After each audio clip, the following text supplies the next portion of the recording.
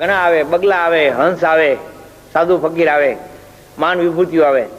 પણ સાચા સાધુની પરખ કઈ રીતે કરવી? તો ખબર પડે, હંસના પગલા પડે તો ખબર પડી જાય કે આ બગલો આવ્યો, હંસ આવ્યો. એ આયોજન ઉપર વાળાના હાથમાં.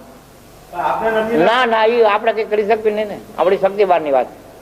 એ એને આપણે નક્કી કરીને એને મોકલો, પછી એને વાયલું નક્કી કરવાનું એના હાથની વાત. આપણું કર્યું કઈ ચાલે ને, એટલે આપણે કઈ વિચાર માનતા નથી કે કાલ શું બનશે કઈ ખબર નથી. કર્મ એવું નિષ્કામ કર્મ કરવું જોઈએ કે કઈ અભિલા એની પાસે આશા જ નહીં રાખવાની. હું આ કર્મ કરું છું, મને આનું ફળ કાલ આવું મળશે એવું નહીં. અને આપણે જે જગ્યાએ જવું છે એ આપણી ઈચ્છા નથી કામ કરતી, એ પરમાત્માની જેવી કૃપા હોય ને એની એવી ઈચ્છા પડે એ આપણે મૂકી દે. જેને નિષ્કામ કર્મ એક સમજાવું કે એક આંબો વાવી છે તો આપણને ખબર છે કે આ કેરી દેવાનો, અહીંયા કાંટો નથી આવવાનો છે. તો જે સેવા કર્મ છે, તપસ્યા છે, પ્રભુ ભજન છે, એને એ આપણે ન માગીએ, વગર માગીએ